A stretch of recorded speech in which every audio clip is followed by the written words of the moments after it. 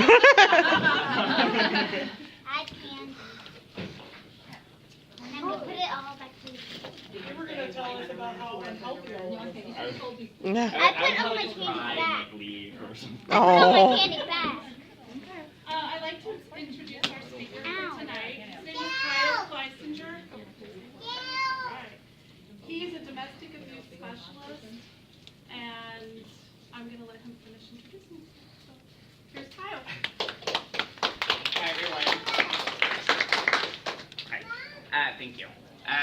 My name is Kyle Kleisinger, and I am a LGBTQ advocate and educator with Women Helping Women. And there we go. Our organization works predominantly with survivors of sexual assault and domestic violence. The name is kind of a misnomer, because clearly it's not just cisgender women working at our organization, and we serve people of all genders and sexual orientations. Some things that we do, I just want to go over a few services, and also make you aware that there's some pamphlets over at the front table. We provide a 24-hour crisis line, do individual counseling, medical advocacy, legal advocacy, prevention education, community education like this. And essentially, what we're all about is promoting healthy relationships and creating a world where violence just doesn't happen. Unfortunately, though, it is a reality for many people. And I know that the topic of today's conversation is healthy relationships, but unfortunately the only way that we can talk about preventing unhealthy relationships and promoting healthy relationships is to talk about what those unhealthy relationships look like. So, the first thing I want to cover very quickly. The first thing that I want to cover very quickly is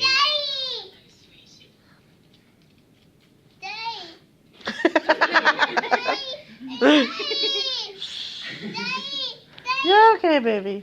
the first thing I want to cover is what partner violence is, and it is considered a pattern of coercive and controlling behaviors or physical, emotional, or sexual abuse by one partner against another, a current or a former partner. And that's really key because a lot of people don't necessarily think of, for one, abusive relationships as being emotional. Of course, it's physical violence, sexual violence. People tend to recognize that more. But emotional, controlling, verbal, threatening behaviors within a relationship can also be abusive and be a part of this pattern. Additionally, just because you're no longer in the relationship or that violence didn't occur within the relationship, it doesn't make it not intimate partner violence. It doesn't make it okay. Sorry. It's estimated that approximately 1 in 4 women and 1 in 7 men have been seriously injured by an intimate partner in their lifetime. And it's also estimated that approximately every minute, 20 people in this country experience intimate partner violence. And kind of going with the theme of it happens to all people, regardless of your gender or sexual race. LGBTQ relationships also experience intimate partner violence, and it's estimated that it occurs at rates equal to and greater than that of heterosexual and cisgender peers. So now we're going to get into the interactive portion. Get straight to that. So the first thing that I want to do is kind of pose a question to you all. When I say what does an abusive relationship look like, what are some things that come to mind? Isolation. There you go.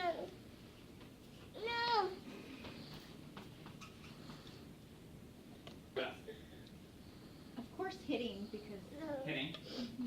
we all think that, right?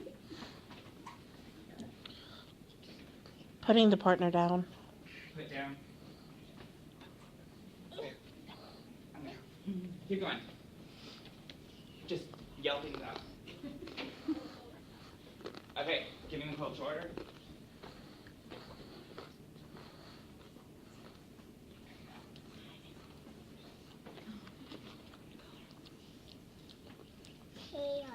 Mind games. What was that? I'm sorry? Mind games. Mind games, yeah.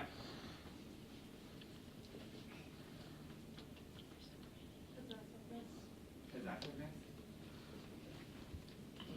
What does that look like? Jealousy. Yeah. What else?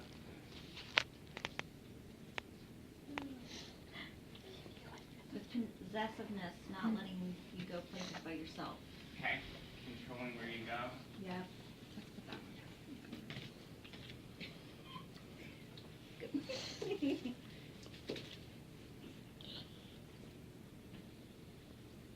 What about controlling what you do too? Sure. How you do it. Yeah. Controlling in general. Over controlling.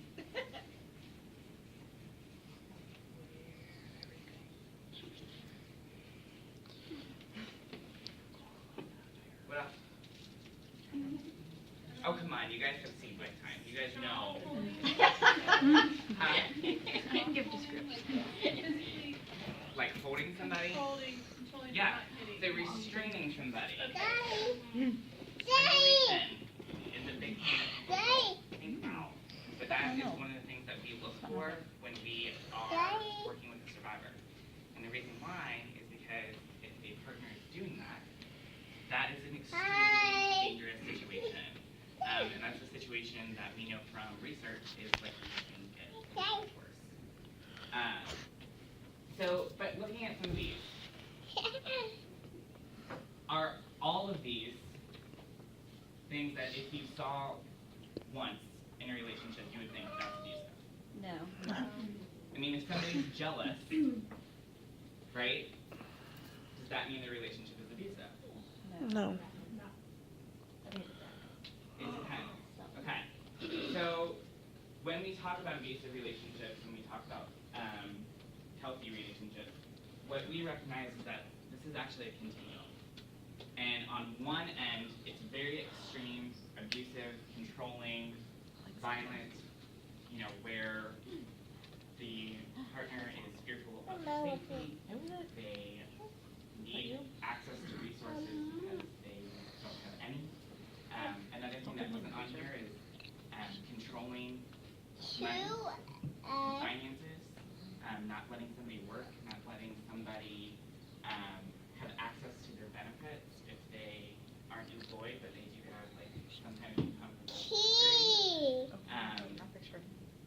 Other things that aren't on here, outing in LGBTQ relationships, threatened out or outing, not respecting your partner's pronouns if they're transgender, not allowing them access to hormones. These are all sorts of things that, and then of course there's sexual violence that occurs within the context of intimate partner relationships. Just because you're in a relationship, just because you're married, it doesn't mean that your partner is entitled to your body. But some of these things like jealousy, and let's be honest, in a dating relationship, have you ever played a mind game with your partner? Right? We've seen it. Okay? And there's also, when this starts to become a part of pattern, we can start to say that's unhealthy. Right? So now, the second part of this is defining what does a healthy relationship look like? And it's got to be more than just not this. Right? Because, we could go on and on and on all day. And actually, like, if I had my colleagues in here, like, it would not end, ever. We've seen probably, just this week, the gamut of crazy behaviors. But as far as healthy relationships, what are the characteristics of a healthy relationship that, would tell us this is a relationship that is healthy, this is a relationship that is most likely not abusive? Understanding that the relationship has to be 100, 100. So equality. Equality on both ends. Autonomy and trust. Good communication.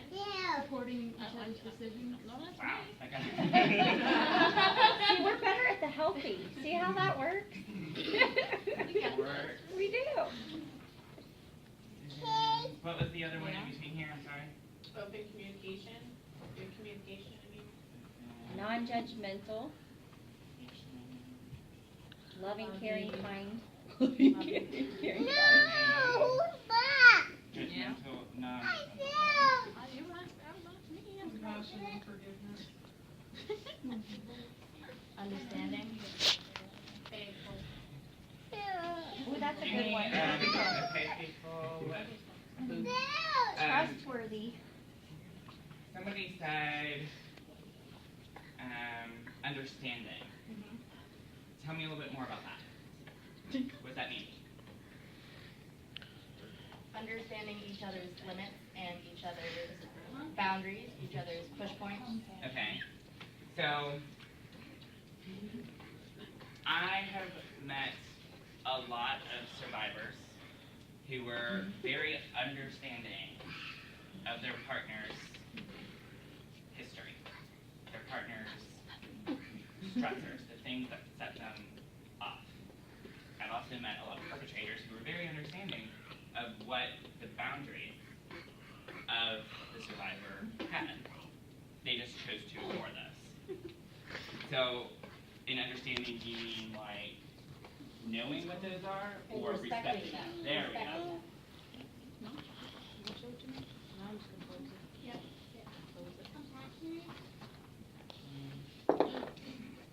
That's a good one.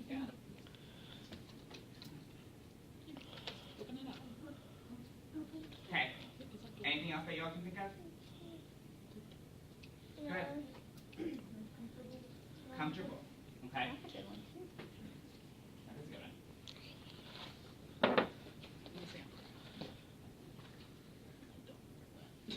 Okay. So,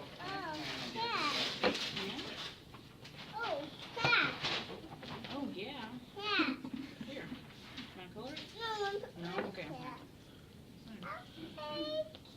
okay, so we have a lot of good examples of healthy relationships and a lot of good examples of unhealthy behaviors in relationships. So when you think about people in your own life and knowing the statistics and what the data says about how prevalent this problem is, what are things that you Yeah, that's what you wanted, right? can do Yeah. in your immediate put it on? circle of friends to ensure Such a good job. that the people in your life are having these kinds of relationships that are filled with this and not this? Just like taking it off. She does. All right. Educate and share what you know. I think when you see things, especially if you notice a pattern, being willing to confront, even risk a relationship with that person, to say, I care too much about you to sit back and watch so-and-so. Sure, you can check in and you can express to me, this makes me uncomfortable. I see this happening. I'm worried about you. Because the reality is you might see these things and it might not be abusive. But it's still important for you to check in because it might be. Because it's not always this obvious either. Just because, you don't see the bruises, or just because you don't see the breakdowns in public, or things like that, noticing that, hey, I know we used to be really close, and I know you just got into this new relationship, but suddenly, you're not answering my phone calls, and you're not texting back, and I haven't seen you in a really long time, and I know you're having fun with your new partner, but I just want to check in. I'm worried about you. Another thing that we didn't talk about over there, but relationships that move really, really fast. One of the things that we know about abusive relationships, or something that's very common in them, is that one partner will be very invested in moving the relationship further and faster than what the other person might be comfortable with. Doing things like moving in after a very short time knowing the other person, or moving away together. Pushing for commitment in terms of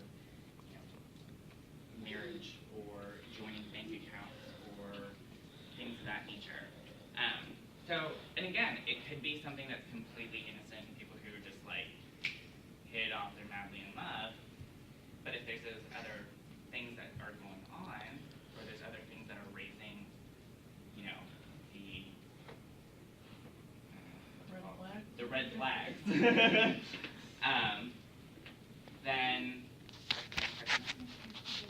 And if the partner gets angry, notice how your friend reacts to that anger. Like she or he starts to get really anxious and jittery, might be a red flag or something. Texting is another thing. Texting or calling or, you know, requiring that the partner check in when they're not hanging out with them. That's a big red flag as well. Okay. I know this was really brief. I kind of cut a few things out, but if you all have any questions or anything like that, that's all I have to start. My presentation piece, but I'm happy to answer any questions or give anything that you all have. Yeah.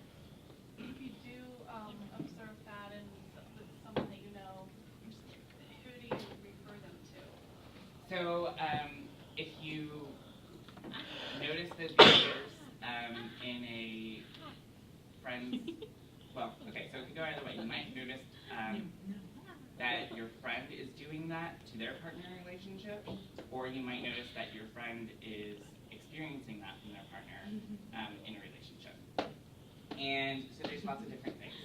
So if it's your friend who is experiencing those things, there are resources that you can give them. There's the crisis line that is over there. There's also the Women's Crisis Center in Northern Kentucky. They have their own crisis line and their own shelter and things like that. What I would encourage you to do, first and foremost though, is to, you know what, I'm not here to judge you, and to frame it as, I'm concerned about you, and I'm concerned about this relationship. Because here's what I can say from my own experience, my experience in working with this population.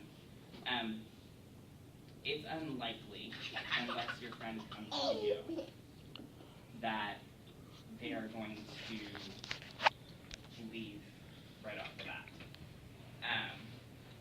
And what you don't want to do is you don't want to create a situation where they feel like you're judging them or they can't trust you with that information.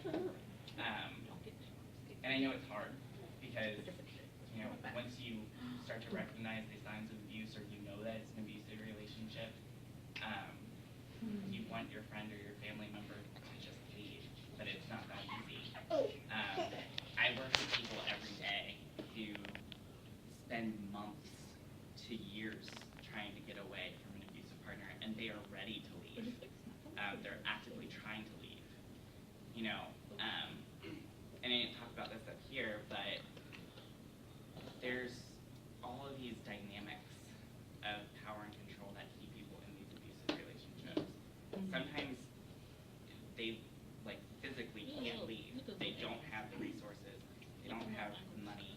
They don't have you know, the job security or the housing. If they are medically needy or dependent, you know, sometimes that partner is a secondary caregiver. You know, in terms of LGBTQ relationships, which is something that I see often, particularly if one person is not out, the threat of being outed keeps people in relationships. The concerns about, you know, making the community look bad is another thing that comes up a lot for LGBTQ survivors. And then on top of all of that, a lot of times survivors really do love the person regardless of all the stuff that they've done to them. And it's hard to leave a relationship. All of us, or the majority of people in this room, I would guess, have been in a relationship where you probably stayed a little bit longer than you should have, because it was hard. You still had feelings. And the same is true for people who are even in extremely abusive situations. So the best thing that you can do is you can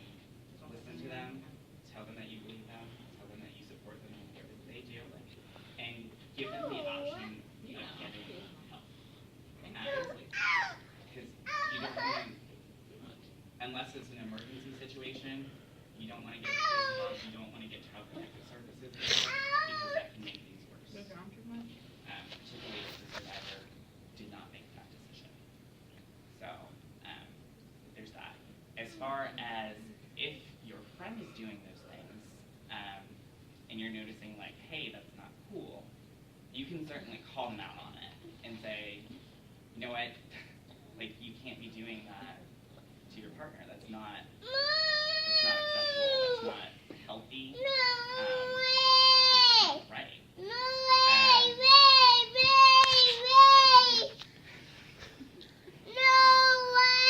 No way. There is a program in Cincinnati called the Amend Program, which works predominantly with batterers. That is an option if they recognize it as a problem and they want help. So I don't know if that was helpful. That was a lot. But How often do you see either death or attempted murder? Because I know someone that planned to leave, had it all lined up, went out to her car at the end of her work shift as she was going straight from work, and her husband was sitting there with a shotgun and he killed himself and her. So, is that well, when you said it's not just that, if it was that easy to leave, people would. right. But do you live in fear with that person and know that you're probably going to live, or you live in fear without them and know that they might be harming and stalking you for God knows how long? Right. So unfortunately,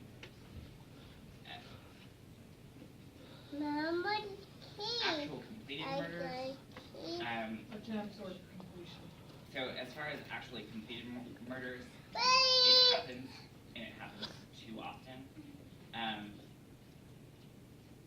But it's not something that is, so 80% of homicides of women in this country are from current or former intimate partners. Now, in comparison to all the causes of death, it's not the highest, but it's a significant amount, and it happens too often. Now, I can tell you there's a lot of attempts. And in my line of work, it's always like grace of God somehow. It just, they survived, or the gun didn't go off, or it missed, or something. But it happens a lot. And one of the things that we know is that the most dangerous time in the relationship is when the survivor is trying to leave. Because, and here's why a lot of survivors stay, and it's actually a very rational reason. What are you doing? At least I know what to expect. At least I can control, I've survived this long. I can handle the abuse. I can let him think that, or her, that they are in control. But if I fight back, if I try to leave, I can't predict what happens next. And oftentimes, the prediction, if there is a prediction, is they're going to try to kill me because they threatened it, or they alluded to it, or they know how this person operates. And so a lot of survivors stay because it's actually safer for them to stay at that time than it is for them to leave. It's a no-win situation. I mean, it's a risk either way. But something that I've come to appreciate and really respect in the clients that I work with is, you know, we tend to think of survivors of intimate partner violence and sexual assault as being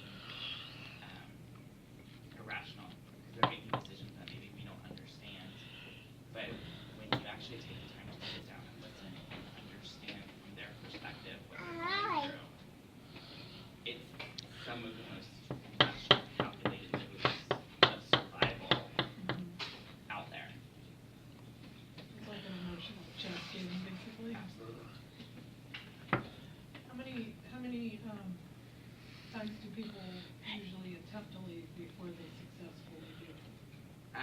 It's estimated about 7 times.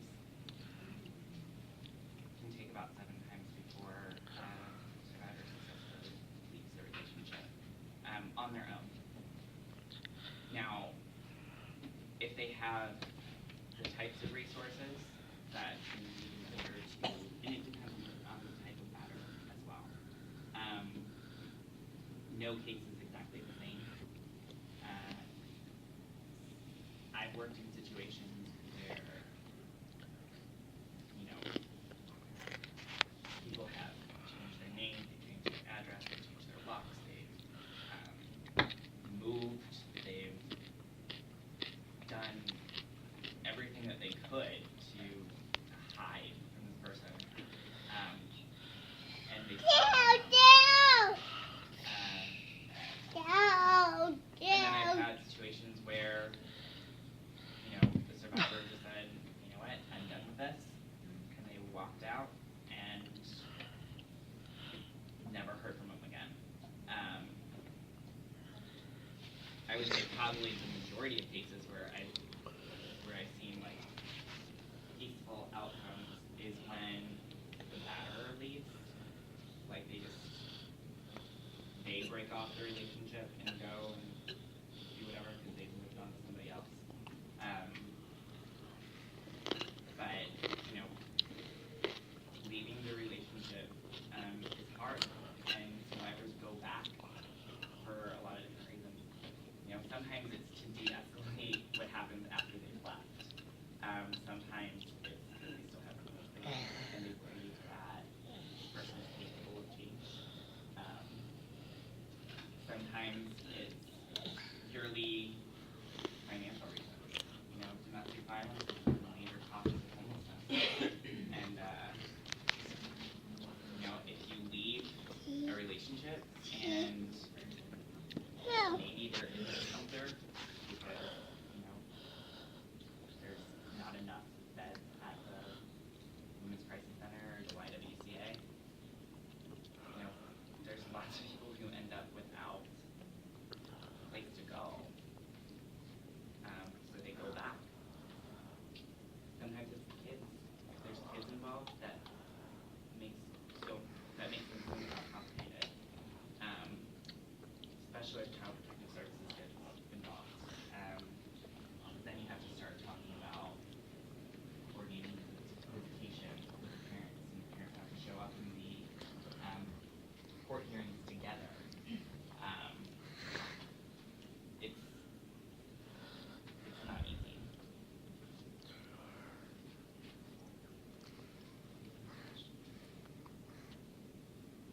I feel like that the question answered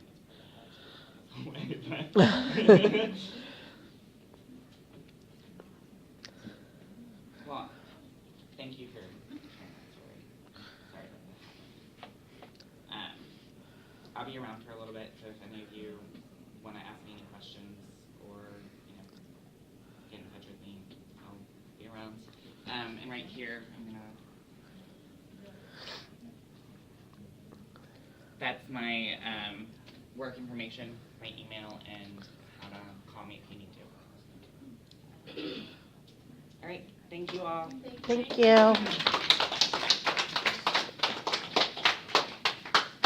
No, it won't show. Thank you again for coming and speaking. I really appreciate it. I just wanted to open up the floor if anybody else has any kind of a story, situation, anything they want to talk about, or something that they've, you know, observed in their life, or just if anybody wanted to share anything related to, you know, our topic tonight. So I don't want to put anybody on the spot, but I just thought I would at least give you a situation. I will. When I was a very young teenager, my aunt had told me, when I first started getting boyfriends, she said, if a boy hits you once, he will do it again. Okay, so it's been, fast forward to last summer, I had my kid's birthday party, and she was there, and I told her, I said, you know, that really stuck with me, because it did happen once, and he did it again. He was sorry, and he did it again, and I was like, you know, I'm done. So I told her, you know, how much that had affected me and my life, and I've lived by that. And my mom died when I was 4 years old, so I told her that, and she said, you know who told me that? Your mom. So that had happened to my mom, and it had happened to her, and then it had happened to me, but it was like getting the relationship advice from the grave that I was never able to get because she had passed away. But I've lived by that, and it's the truth. They do it once, they'll do it again. What?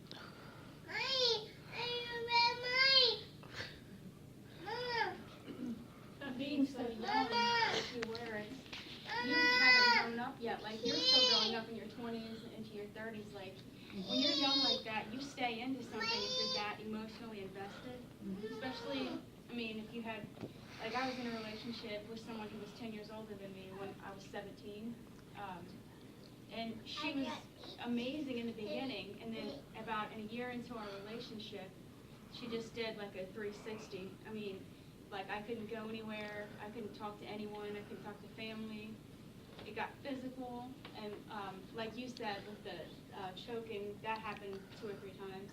And I was so brainwashed because I was so emotionally invested, and I made her everything and just shut everybody out, that I didn't think anybody was ever going to love me again like she did. And so I think, like, when you're that young, even if you're with somebody your own age, like, you still have to have people support around you. And if somebody's isolating you and not letting you have friendships, then it's for a reason. Like,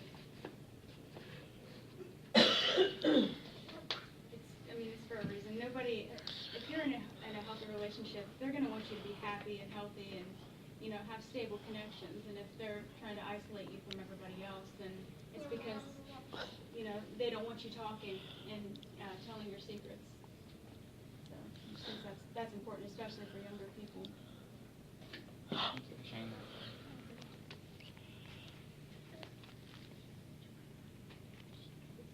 When I was a teenager, I was in a relationship for about 3 years, from the time I was 15 to 18.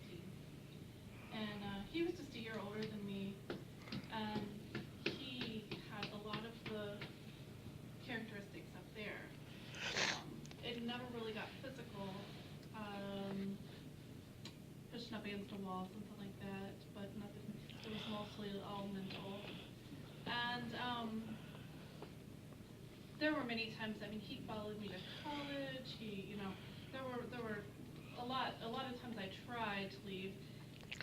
Part of it was I still really did love him, but the other part was, and I wanted to see what you have to say about this, is that he would threaten to hurt himself in a very bad way. And that's why for the most part, that's why I would leave, because I felt like he had that control over me that I was really, really afraid that that's what he would do. You too. Yeah. Is that a common thing?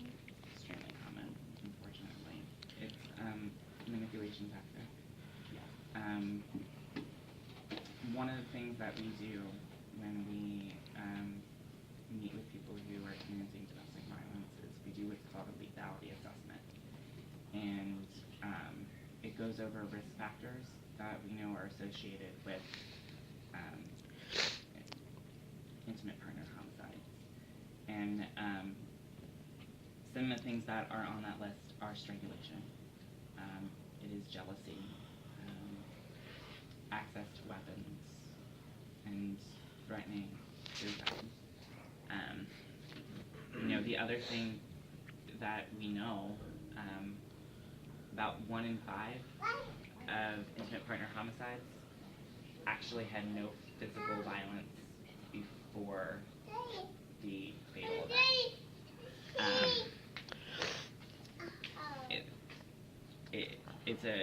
It's not the majority of cases, but it is a substantial proportion of them where it was never physical. There were never any marks, but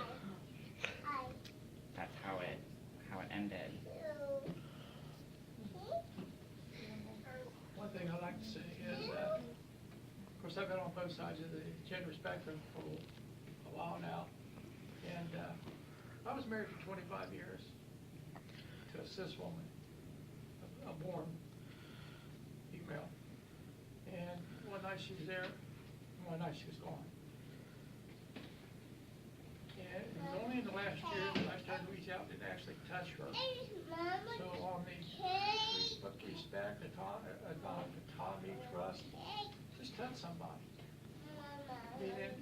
And my partner now, since she's not here, I can talk about her. I had to teach her how to touch. I says, no. So, you know, if you got somebody close to you, touch them. For God's sakes, touch them. Because nobody knows. It's not that that's going to change somebody who's going to, unfortunately, kill you or beat you or play mind games. But it's just my word of some sort of wisdom. Reach out, touch somebody. Just get out of that emotional distance type of thing. Yeah. Get closer to your partner. Yeah. Like when you're laying in a bed with somebody and you feel miles apart. Yeah. Yeah. Do you see people that go through quite a bit of counseling and the relationship does get to a healthier place? You mean like relationship counseling? Yeah. That's not something we recommend. So before I worked at Helping Women, I worked at the YWCA, and we would make recommendations in courts and stuff like that about what to do with abusive partners in court cases. We never recommended couples counseling because one of the things that happens in couples counseling, particularly in domestic violence relationships, is the abusive partner controls the therapy session. And they use it as a manipulation. So they'll paint themselves as the victim. They'll put on the front of like, we're trying, you know, I'm doing everything that you asked me to do. You know my history.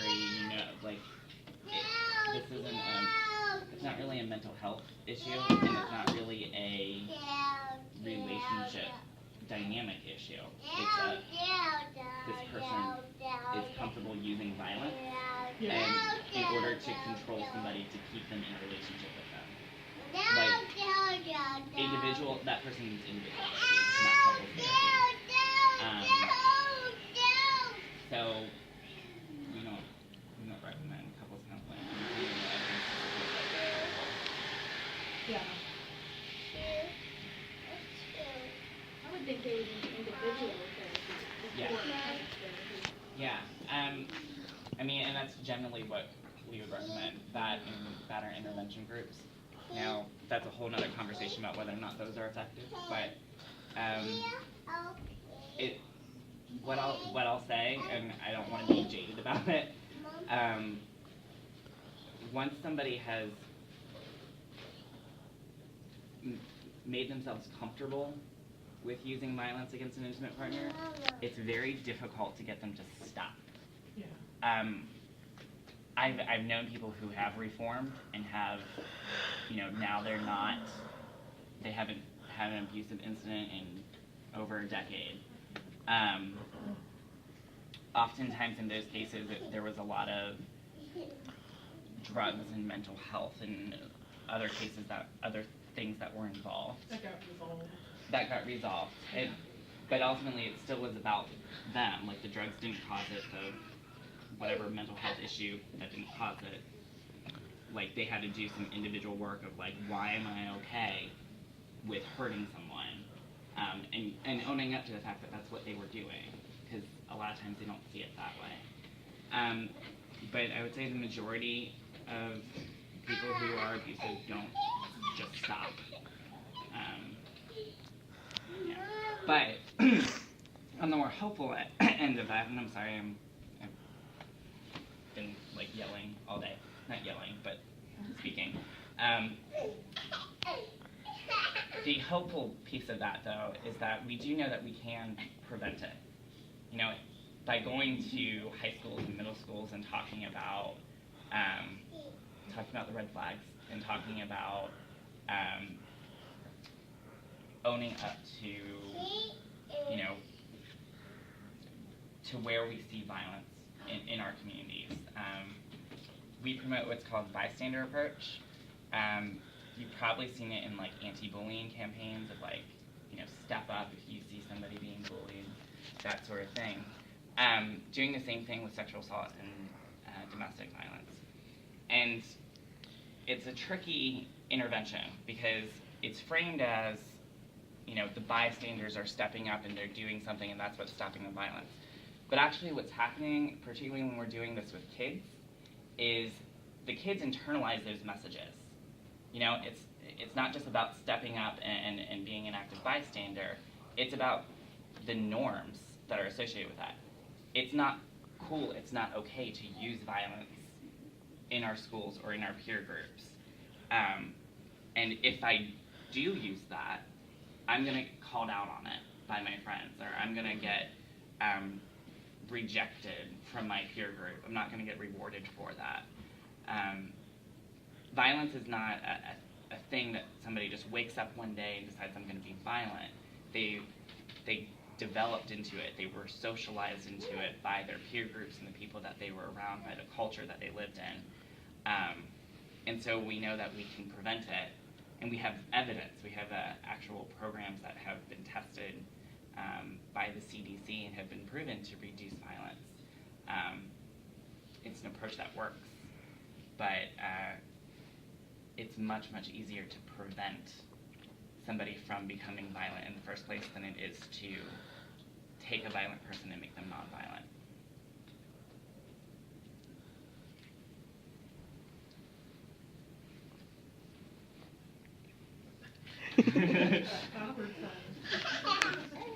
See, this would be a good time to have a little meditation because that was a very dark and depressing conversation. Sure. Does everybody want to do, I happen to be Ryan's mom. My name is Cathy Goulet, and I've been a therapist for 20 years, and I specialize in couples therapy, believe it or not, but I specialize in a lot of things, women's issues, and I've been a mom of 3 boys and lived in a house of 4 men, so I specialize in men's issues as well. So and family therapy, so it related to marriage therapy.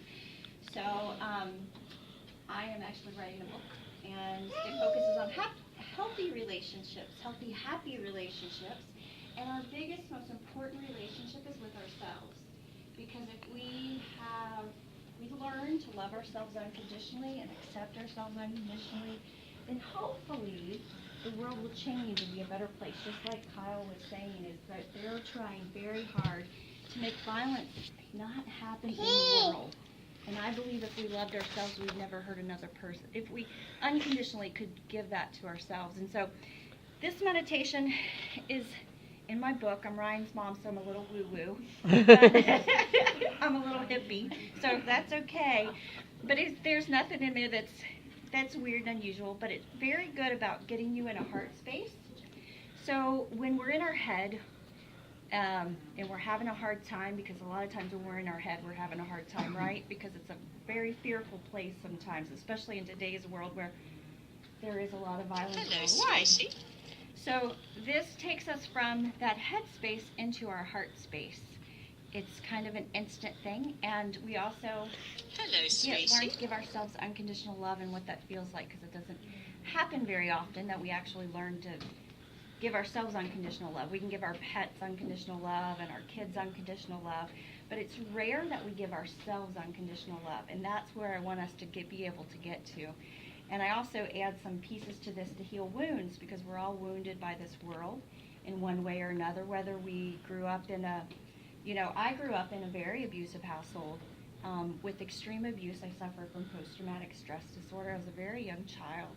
And so learning to heal our wounds, and whether you grew up in that household or you grew up in a beautiful household, society as a whole, we tend to be wounded. And so healing those wounds is really important. And so, I'll add a piece to this meditation so that you can heal your inner child if you want to. Because I always think when we work with our little inner child, you know, that little person who's really struggling, because we all have that piece, you know, we're all whole, but we all have that little piece that it seems to heal our wounds and heal what's going on with us even more. So if you guys are ready, let's all close our eyes.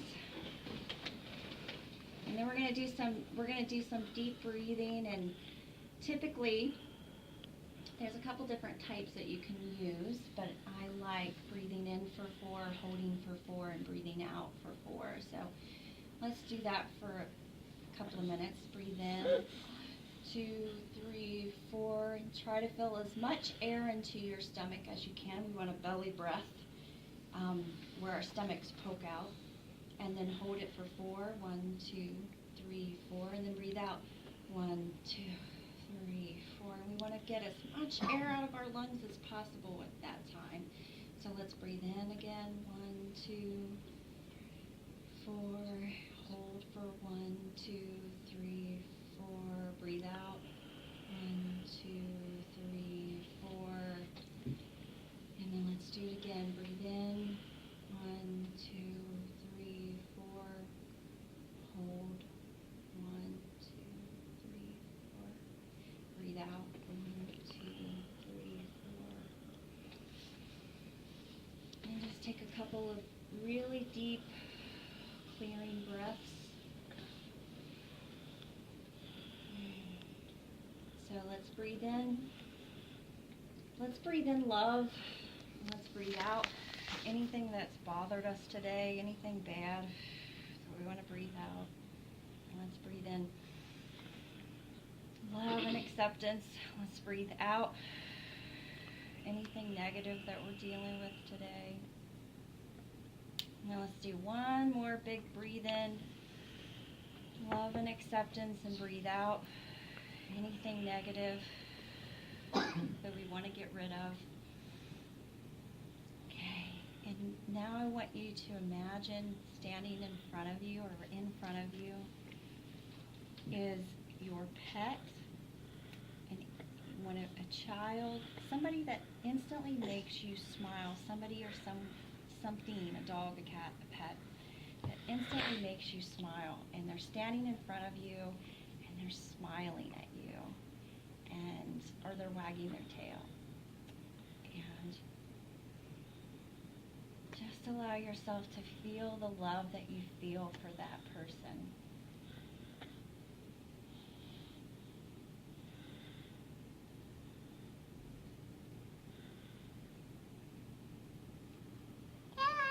Now I want you to hug that person or hold that animal.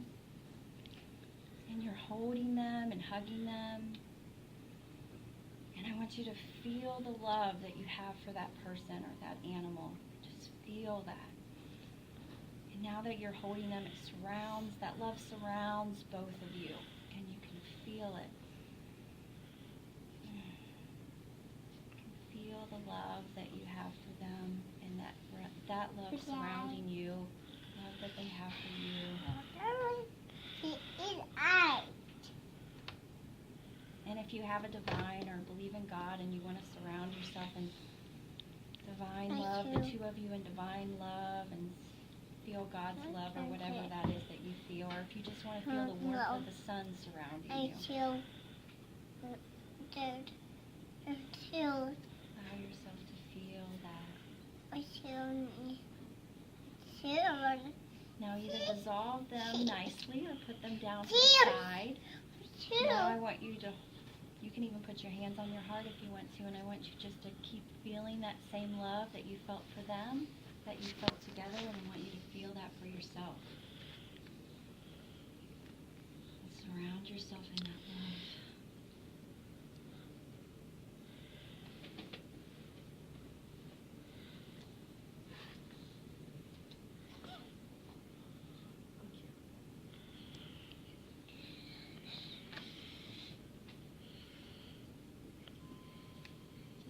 Yourself to have some time loving yourself, because we just don't do it enough. And feeling deep, unconditional love for yourself, or whatever kind of love you can feel, even if it's just warmth that you feel. That's okay. And this is a time if you want to bring in your little inner child, whatever age you want to picture yourself, and you want to hold your inner child, and you want to just love them and give them love. Hold them. Give them that unconditional love that they've always needed, deserved, and unconditional love and acceptance.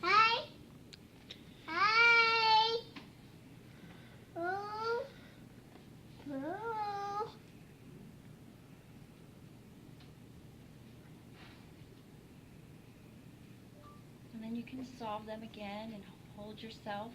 Feel the unconditional love for yourself. Surround yourself in warmth and love.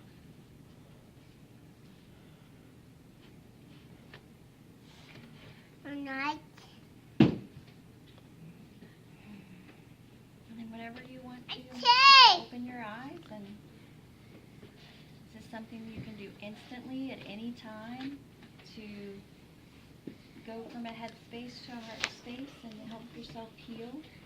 You don't even have to add anything to it, but feeling our love for ourselves is so important in our healing.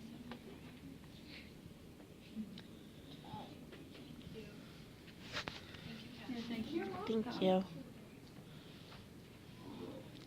Anyone else have anything else they want to share? Well, we'll do raffles. I wanted to say thank you again to Kyle for coming tonight.